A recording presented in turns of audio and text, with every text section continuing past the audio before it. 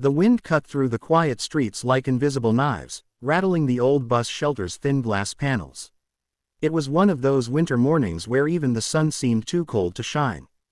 Daniel stood there, his hands buried deep in the pockets of his worn-out hoodie, shoulders hunched, breath fogging in front of him. The bus was late, again. He glanced at his watch and sighed. Another day, another set of job applications to hand out. Out of the corner of his eye, he noticed her. A woman in a fitted navy coat stood a few feet away, clutching a leather bag to her chest. Despite the coat, she was shivering, tiny tremors running through her frame.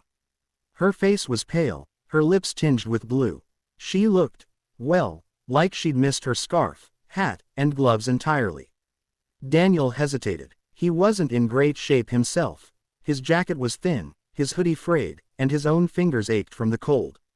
But something in the way she hugged herself made him step closer. "Hey," he said, offering a tentative smile. "You're freezing." "I'm fine," she replied quickly, but her voice quivered. Daniel pulled off his jacket, the only thing adding an extra layer between him and the bitter air. "Here, take it. It's not much, but it's warmer than nothing." She blinked, as if startled by the offer. "I couldn't possibly." "Look," he interrupted gently, holding it out. "The bus might be a while.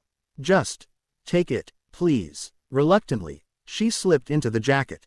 It hung loosely on her, the sleeves too long, but Daniel could see her shoulders relax slightly as warmth crept back into her.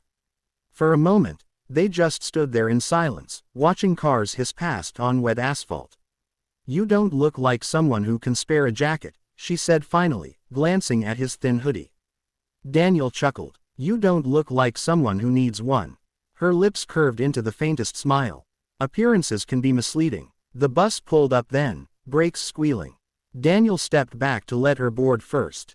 She paused, looking at him for a long moment, as though committing his face to memory. "Thank you," she said softly. "You have no idea how much this means." Daniel just shrugged. "It's nothing. Have a good day." He didn't notice the way her gaze lingered as the bus pulled away. He didn't see her pull out her phone, typing quickly with fingers that no longer trembled. Because Daniel had no way of knowing, she wasn't just some stranger at a bus stop. She was Eleanor Carter, CEO of a billion-dollar tech company, on her way to make a decision that would change his life forever. And this was just the beginning.